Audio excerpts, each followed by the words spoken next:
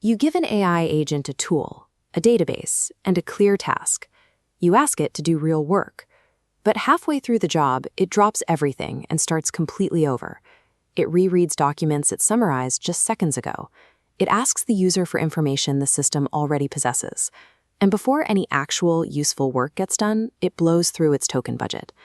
The underlying cause of this amnesia is the architecture most of these systems are built on.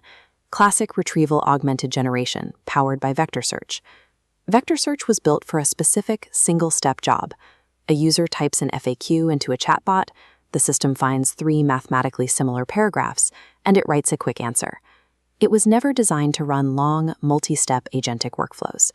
Deploying a single-step memory system for an agent trying to execute a complex task leads to stalled operations and a waste of compute resources.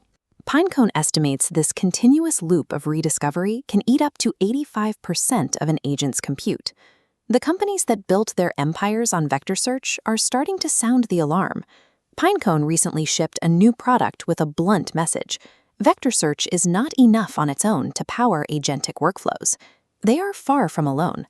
Google made knowledge architecture the primary headline at their Cloud Next event.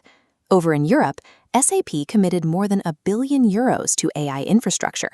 Their investment bypasses chatbot and language model development to focus entirely on memory.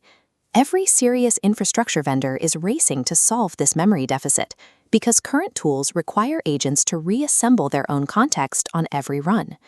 Classic vector search flattens complex, structured documents into a single stream of raw text chunks based on word similarity. But when you strip away physical structure, the system treats a critical risk factor section exactly the same as a general summary paragraph. Think about a legal contract. A single clause might look relevant to an agent's query, but the definitions section 40 pages away can change what that clause legally dictates.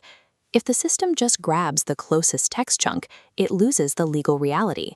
This is why approaches like page index are gaining traction. Instead of mathematical text chunks, they build a hierarchical tree of the document, mapping it out like a detailed table of contents. The AI reasons through the structure of the tree itself, abandoning vector similarity. Relying solely on text similarity ignores the structural context an AI requires to return a factually correct business answer. Feed a business spreadsheet into a language model as text, and the numerical alignments break down into a chaotic jumble. You cannot calculate forecasts from text. SAP is backing tabular models, allowing an agent to reason over data directly in its native grid format.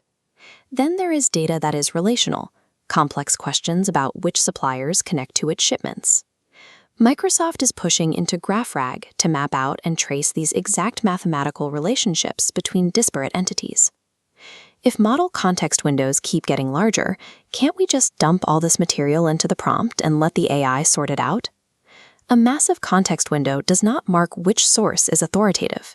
It doesn't enforce access permissions, and it treats current and stale data as equal. This is context rot. Performance degrades as the window gets larger and more cluttered. Agents require appropriate, structurally preserved context to reliably execute tasks. This brings us to a mistake that derails agent projects, shopping for a specific database vendor before analyzing the required data structures. The database dictates the shape of what you can retrieve. If you choose the vendor before you know what your agent needs to do, you artificially constrain the agent to whatever that database is good at. The first step is writing a strict contract. Figure out the exact knowledge bundle your agent requires to do its specific job. Watch how this bundle forms. A customer support refund agent needs a specific set of inputs. It pulls the customer record from a tabular database, the refund policy from a structured document tree, and the prior ticket history from a relational log. Once you map out every necessary field, where it comes from, and who is allowed to see it, you can select primitives. You choose tools like vector searches, or semantic layers, or relational graphs, because they deliver your specific bundle. Building a memory system that respects native data shapes ensures consistent,